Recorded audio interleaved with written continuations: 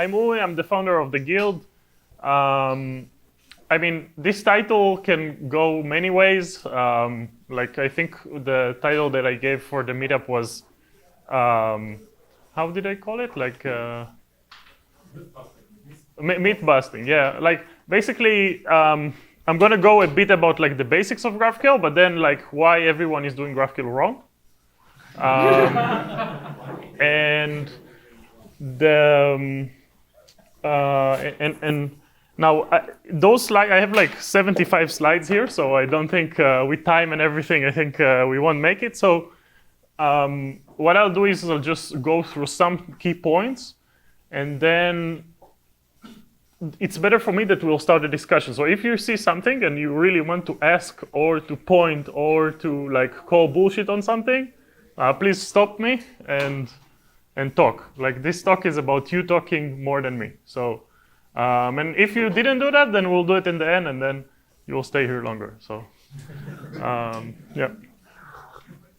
So, yeah. So like I said, I'm the founder of the guild. The guild is basically, it's a group of open source developers. You probably heard a lot about of our libraries or our individual group, but you didn't know we work together. So those are just some of our libraries that are related to GraphQL. The philosophy of our group is that each one of those libraries is not under the guild or under a company, it's under a person's name. So it's, for many, many reasons, I used to work in Meteor.js, and I used to work in Apollo, and like very large company, like open source companies that got funded with, you know, I think Apollo at this point got like $50 million, and they don't maintain their open source well. So I saw that something is wrong here, and I came up with a different model. And I can proudly say that today, I think our libraries are the best maintained on GitHub even. And it's just because we found a different model. We don't have any investors. We're not selling any products. So that's us. And this is another thing that we build. It's funny, but it's a framework for building tutorials. So one of the things that personally like really bugged me is that tutorials today are very short and cool, and you just do it. Like, you can build an app in a day or 2 days. But the people who build those tutorials, what you don't know is that someone pays them to do that, and that someone wants to sell you something. So they will do the shortest tutorial to make you show that their product is the best, and you can build an app in seconds. This tutorial, the WhatsApp clone, is the exact opposite. It's a real app. It's a very complicated app. This tutorial will take you lots of time, but you will understand why things are built like that, and you can compare different solutions. And that's what I always wanted. I wanted a tutorial that actually is hard and actually goes deep. And more than that, this tutorial, one of the most important things in this tutorial is all the steps are Git commits. And then when there's a new version, like let's say we have a version in Angular, and now there's Angular 8, there was Angular 7, and now there's Angular 8, instead of doing a new tutorial, you just get a Git diff of how to update your tutorial from here to that. So you can, with one look, see what actually happened between Angular 7 and Angular 8. So the question is, how do we make money? And how do we maintain all those things?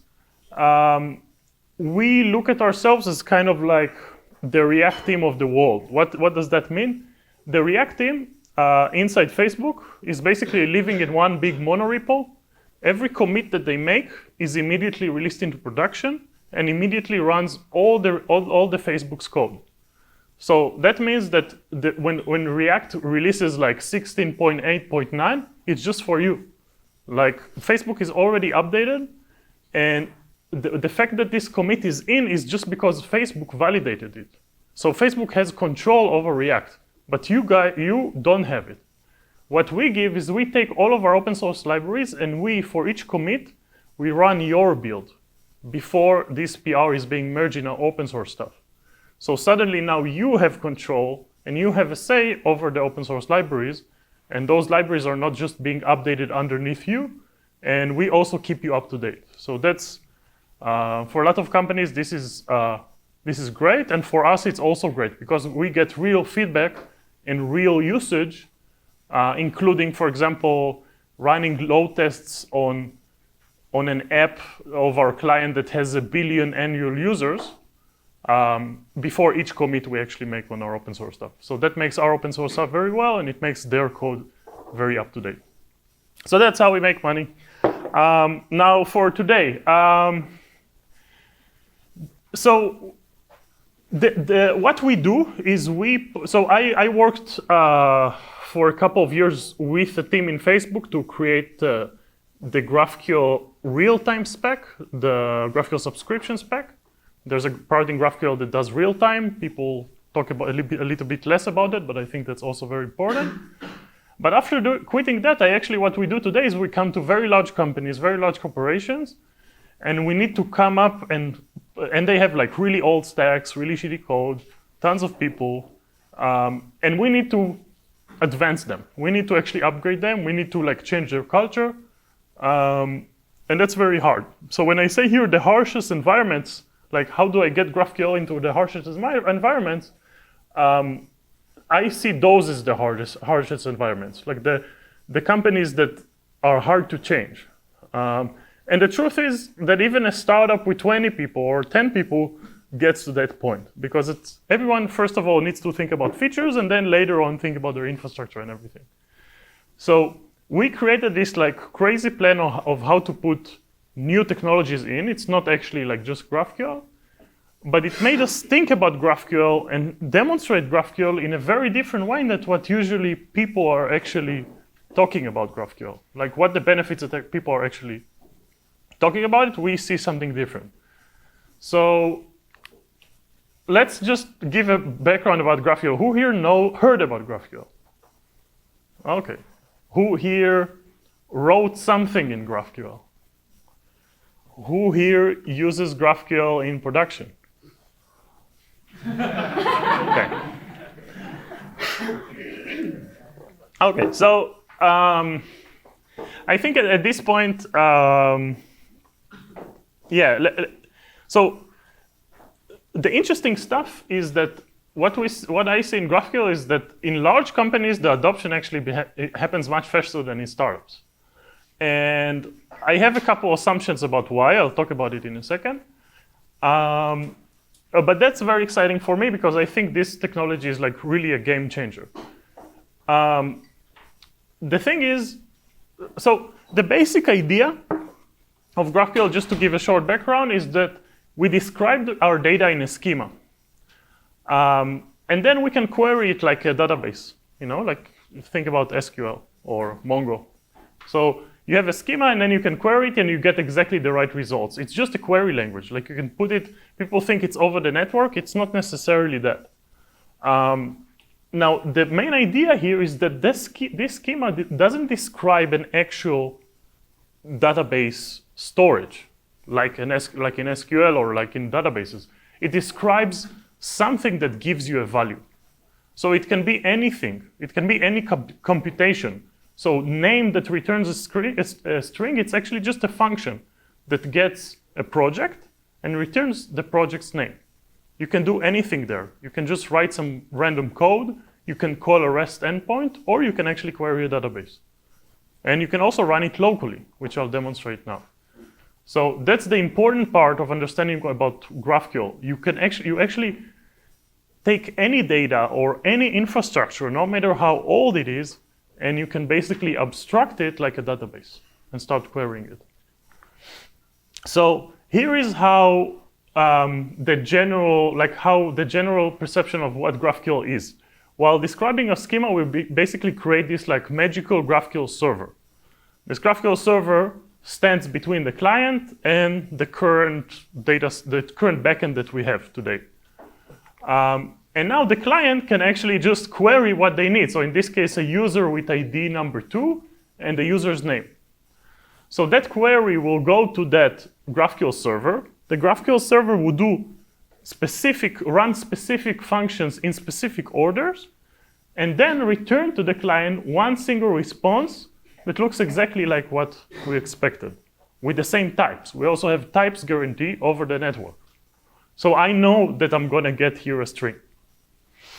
Now, that's nice, but if I'll query something a bit deeper, like the user's name, but also their messages, and for each message I want the content, again, I'm gonna send just one single request to the server, to this GraphQL server. The GraphQL server will run different computations and call the backend again and again and again, and then maybe even fetch for each content, for each message, it will fetch the content from a third-party API, like Contentful or whatever. The client doesn't know and doesn't care. It's one single request and one single response with exactly the data that we need. Now that's very powerful because you see that white line between them, that's like the network, that's the world, you know, that like now this is a mobile client and you need to send it over to your server. The other thing, so there's less data going on because sometimes in REST when you want to fetch a user, you get the user's, all of the details of the user. So that's a lot of data that you don't need. The other thing is that, you know, for each user message, now you need to maybe fetch again and again and again, send multiple calls to the server. Here it's gone.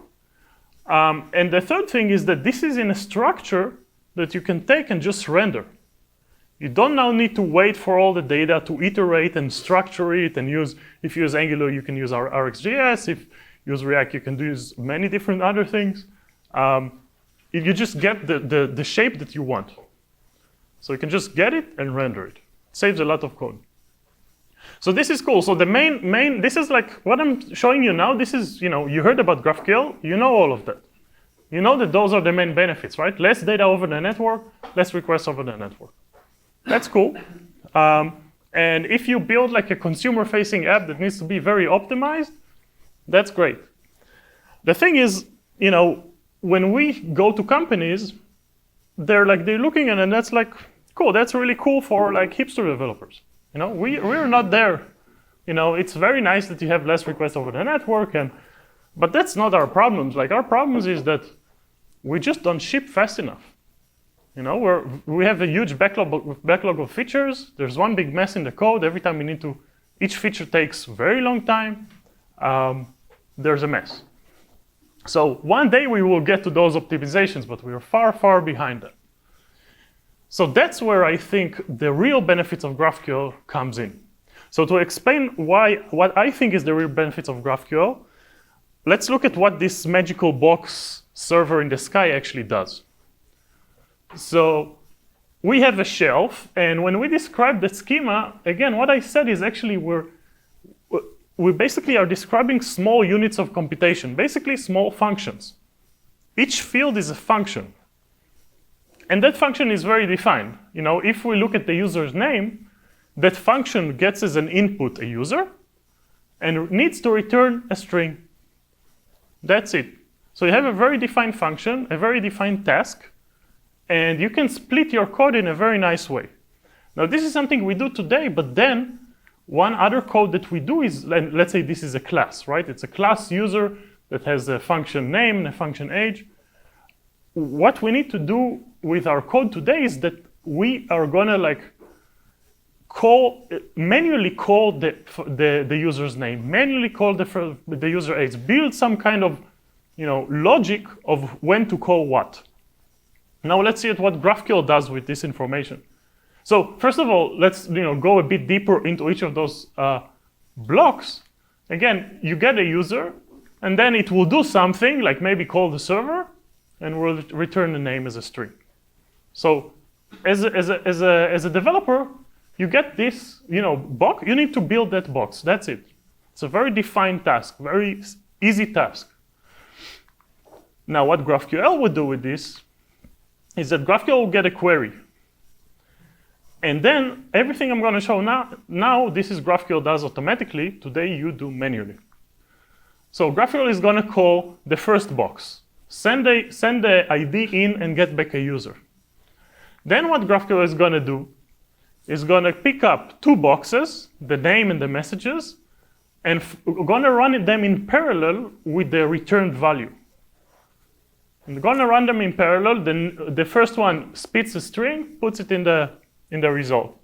The second one spits an array of messages. So now GraphQL, for each message, will bring the boxes, will run them all in parallel, and spits the results in the right spot. So all that code is being done automatically by GraphQL. Today, you do it manually with Redux or NGRX or whatever cool, or RxJS or whatever cool tool you do it to hide the hell that you're doing. But what if you just automate it, right? Because because all of that, like, it's very easy, right? We have a static schema, we have what we want, we can automate it, and that's the whole point of GraphQL. So when people ask where should we start from using GraphQL, and if you remember in the first slide I said GraphQL server, I think that's the biggest misconception. Where should we start from? We actually need to start from where would that logic exist today. So where today are we doing that logic of waiting for a number of calls to come, iterating over the data, and pushing it to our UI components? If we look at like an example app, that logic actually, when we call a REST server today, probably there's a chance it lives on the server, which is even worse, but probably it happens on the client. So what you do today with the help of Redux or just manual code or RxJS, you call the server, you get all those responses, you use promise all or whatever cool techniques you have, and then you iterate over all those things, and you structure it in a way that your UI components need, and then you render it. So all that logic sits on the client today. So why do we call it a GraphQL server? Let's just put it on the client. Because GraphQL is just a function. It's just a function that takes the schema and those small functions that I described, gets a query, and basically runs them automatically for you and gets back a result. So if we'll put that on the client, and this is just JavaScript function, then we saved ourselves a bunch of code. So yeah, we still have a lot of requests over the network, but now we save, we can actually move fast, and that's the main problem. The main problem is just we spend so much time as front-end developers restructuring the data, and this is error-prone code, and also once you do that, you really feel bad writing it. You feel like it's really worthless.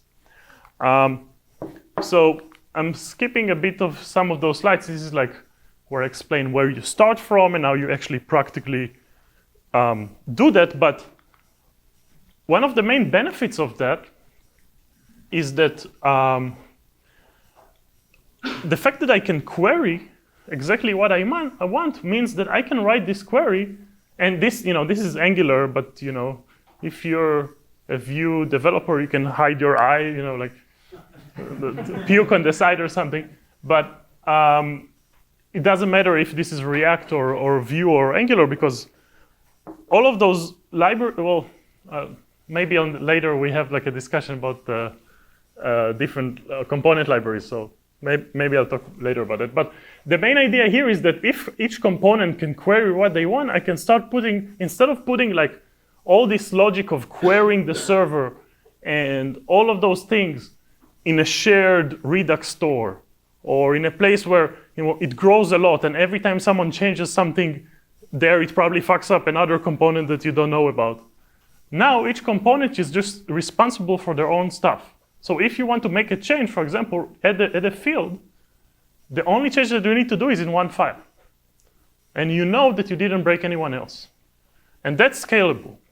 So when Facebook introduces component-based architecture and invented React, that's why. When Facebook is doing Redux, like why Facebook is not, I have a whole talk of why Facebook doesn't use Redux, which in the React community they got to understand. But like was said before, all the rest of the communities are slow to follow. This is how Facebook does state management. Because if in Facebook scale, you can't have a Redux store, a manual Redux store. It's just not going to scale. You have to make something that statically describes what each component wants, and then automatically gathers this thing. There's a whole talk I'll give about it, but we don't have time now. So that's, but maybe we'll see. You know, I'll try to be fast, and then yeah. You can stop me, by the way, at any point in time. I'm just like, I don't know how much time I have. And, so those are the main benefits of GraphQL, in my opinion. Like a lot of code that you write today manually, you should write automatically with GraphQL.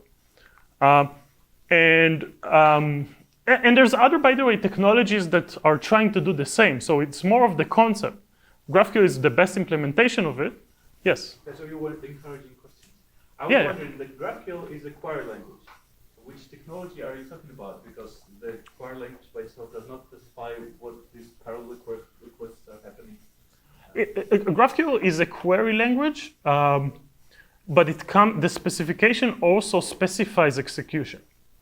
So it specifies how to run. So this process of running this tree is also part of the spec. So it's basically, it's not only the query language, it's not only this and that, but it also specifies how to fulfill this with that. Like it tells you that this has to be a function, and when you send this, well, you can play around with, you can actually play with how to execute this. Yeah, but what do you like? Yeah, maybe I mean the GraphQL. You're right. It doesn't say, but it doesn't say that you should have threads, or that it could be compiled to a SQL query. Yeah. Spawn threads and do things in parallel. So which of the technologies do you mean when you? I see. Model? Yeah. Okay. You're right. So at this point, I'm talking about like I would say the runtime application of that, like what GraphQL.js does, basically the execution of GraphQL.js. What? Just to give a bit of context to others, I can actually, let's say, I can generate this from a database schema, and then I can compile this into a SQL query, and just send it to a database. So that's also a possibility, and there's a lot of really cool technologies that do that.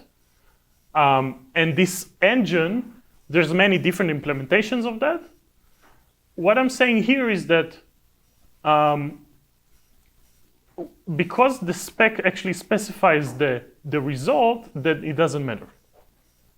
And here I am actually not talking about querying a database, because that logic today you write manually, and querying a database is a bit different.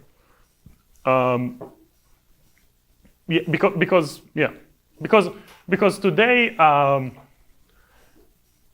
each one of those boxes today you call REST endpoints.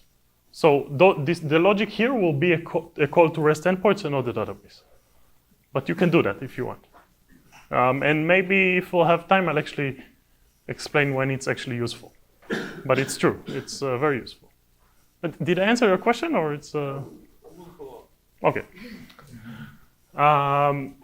Yeah, this is a more important point, but it's true. Like you can take the whole thing and compile it into many things. We have actually libraries that do that, but I think it's a bit out of the context of this thing. Yeah. So where was I? Okay. So that's the main benefit, right? Like this is a lot of this code you used to write manually today, and now you can automate it. Now you say, fine, that's cool, but I do it. You do it today every day. So the problem is for me to convince you that this is actually something you do it every day. So you're like, and you're stressed over your features. So now changing to a new thing, the GraphQL, it's like a big deal. You don't want that. So I'll just give you an example of a company, a small famous company that you heard about, PayPal, that we work with. And what we did there is that because they're a big company and because they have all Java servers and they have a lot of architects that have a lot of opinions, they just said, you know what, let's just use GraphQL on the front end, exactly like that.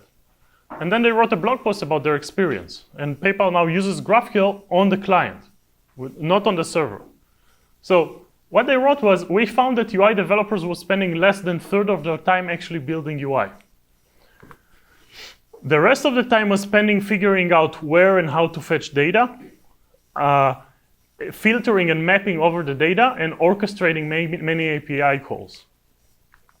Now building UI is a nice to have or an afterthought. Now think about your daily work and how do you spend the hours in your day? And tell me, who here relates to that quote? Okay. Every single company that I went to, once they like see, if I show them the code, they realize that this is the thing. Like, this is a lot of the work that people are doing, and you shouldn't do that. You can automate that. So that's the biggest benefit. Another thing is that those boxes are an easy way to re-architect your code, and because they're very defined, we talked about TypeScript before. The best way, in my opinion, if you do want to use TypeScript, the best way to start is actually not to write TypeScript, but to generate it.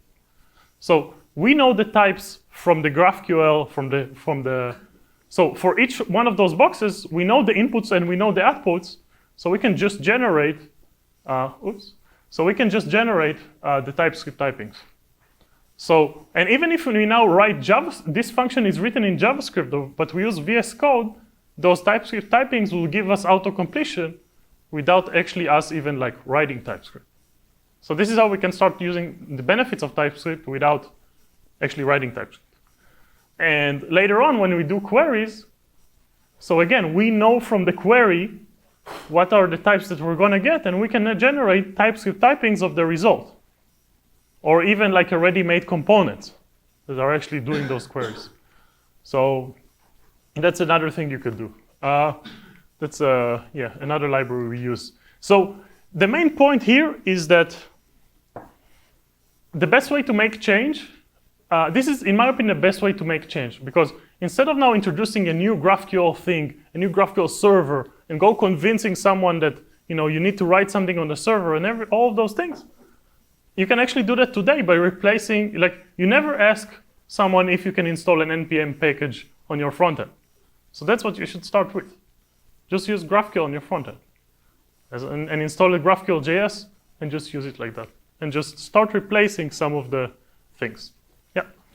Do you have an example of how to hook the GraphQL query on the frontend up with a REST call? Because that must be difficult because everybody has different APIs and stuff.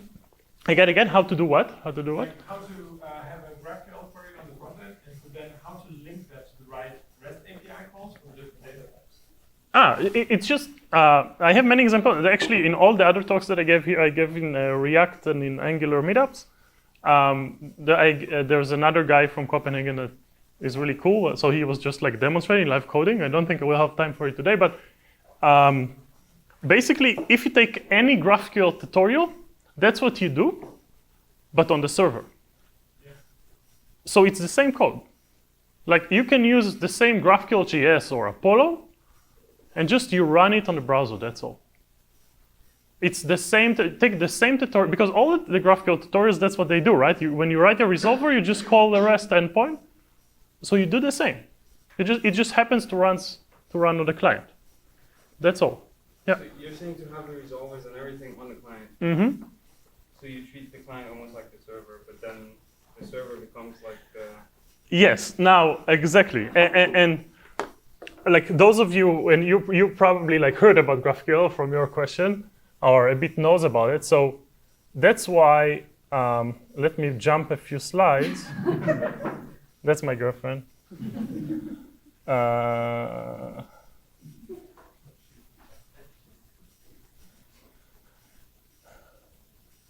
I'm jumping a lot. Sorry. Is it possible to share the slides as well? No. Oh. I have, everything we do is I just talked with someone about it. Everything we do is open source, but the slides are the only thing we're not open source. But there's a lot of talks of mine that this is recorded. So, and the reason is we're going to put it in the tutorial, like in the WhatsApp clone. And it took me a long time to do those keynote animations. More than I wrote some of the open source libraries. So your question is perfect because it leads to my question, which is, let's say, when I usually give the talk, I'm like, okay, you start on a client, and then you automate a lot of the stuff that you're already doing, and then once this is good, and you're like, you get the confirmation from your architect that you can put it on the server. Now you can just take the same code, put it on the server as a node server, and you also get like the performance benefits over the network. Now at this point, it's really cool, but you're still the same developer. So you were a front-end developer writing GraphQL, and now you took the same GraphQL code that you wrote as a front-end developer or a product developer. It happens to run on the server, but you're still the same person. So, and that's the important part, and that's the biggest misconception about GraphQL. GraphQL is a front-end technology. It's a product technology. It just happens to run on the server. So it's not the server developers who should use GraphQL. It's the front-end developers who should write back-end code or should write code that runs on the backend. And a lot of the, a lot of you don't use GraphQL in production, so you don't get to those questions still. But there's very popular questions in the GraphQL world around how GraphQL handles auth, or who is actually responsible to write the schema. If you go into that approach, which you started on the client, you started as a product developer. You take data from all kinds of sources and you create a product. Then the answer for those questions is easy because you are building the product. So you are building the schema, and you can't handle auth because nobody handles auth on the client, because then the server is vulnerable. So the same thing goes here. When you move that code to the backend, the auth is still underneath you, like the server now is on the client. So auth and all those things are just handled underneath the GraphQL server or the GraphQL engine, not handled by it. There's tons of things that I can and want to say about that, but I don't know how are we about time. And we're starting to get also in the more like continuation of this. We're starting to get into backend stuff. How many of you are backend developers? Okay, there's a few.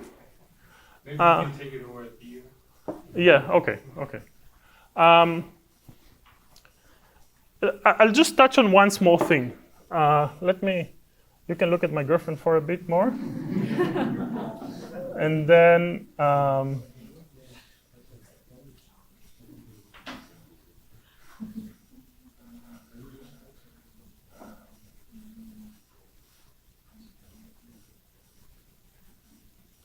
just one other small point. I'm skipping a lot, but I want to throw ideas at you, and then you can like punch me after the talk. Just so you will come back with with good questions later. So let's say we got into the point that we have a lot of different applications, and my point is that instead of having one big schema that is general, each of those applications create their own schema, because you are as front-end / product / now new backend developers, you create your own schema that is for your product, and you assemble them though into one single endpoint. Then you still have the backends, right? There's the backend code. Now the problem is that the backend, until today, they were stuck in the middle because they had this weird problem with REST. One hand, people told them, you need to have like a completely RESTful API that is completely generic and you don't care who queries you. On the other hand, like people came to them and said, I want this specific endpoint, you're sending me too much crap. So they were always stuck in the middle, but once we got into the point that we have this, we can free the backend developers. We can tell them, no, you actually need just a generic schema. You just need to be completely agnostic And we, the product developers, now that we have our foothold on the server, we will take care of it. You shouldn't be taking care of it. Yeah. Okay, so few things. First of all, there's a difference here between querying data and orchestrating business logic. What you're talking about is a set of processes. It's not one query. So if you can't describe your process in a query, it's a business logic. So that business logic, now if that business logic, so GraphQL won't help you there because GraphQL can't anticipate, unless you can describe this process statically, then it won't help. GraphQL will help. But the question is, you today do it on the client. The question is why? Because if you do it on the client today, you will end up with a lot of different calls. You can write the same code on the server and then just initiate one call and one response. So that will help you. There's other stuff in subscriptions and real-time pub/sub mechanisms that's what I actually wrote in GraphQL, but I don't think we have time for it now. So after the talk, I'll do it. I'll just finish this point because I promised that after this point I will stop. So again, the backend now we have a lot of different backends or one big backend, and they have a generic schema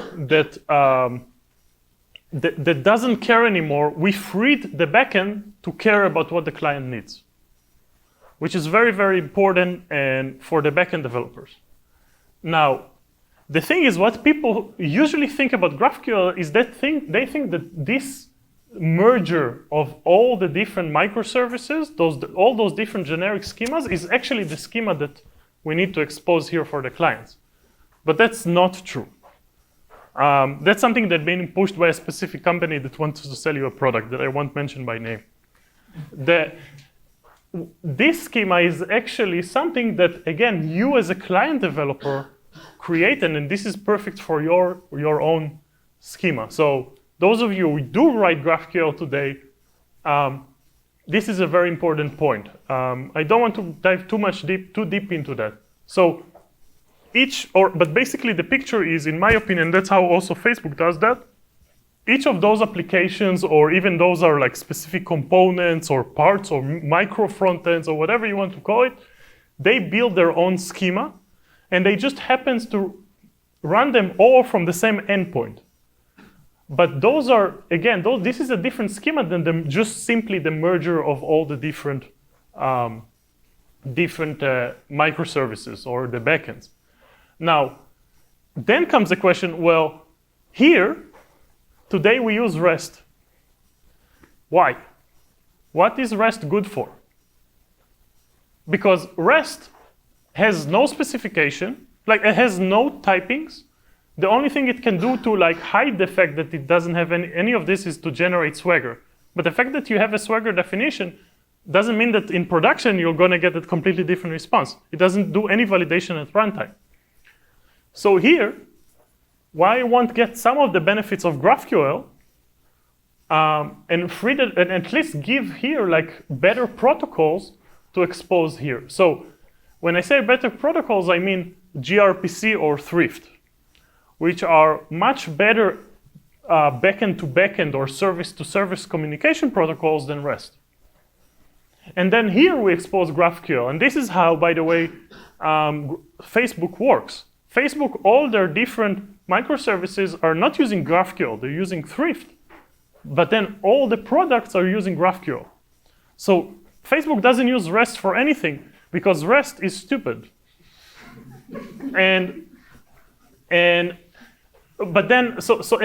So our goal, in my opinion, the end goal of this, I cut the talk, but I have this talk online so you can follow it. The end process is your backends are talking gRPC or Thrift, and all your front ends are using GraphQL. There's no point for REST anywhere. But then you would ask, wait, but I still have this mobile team, and they hate GraphQL. They don't understand. They think GraphQL is dumb.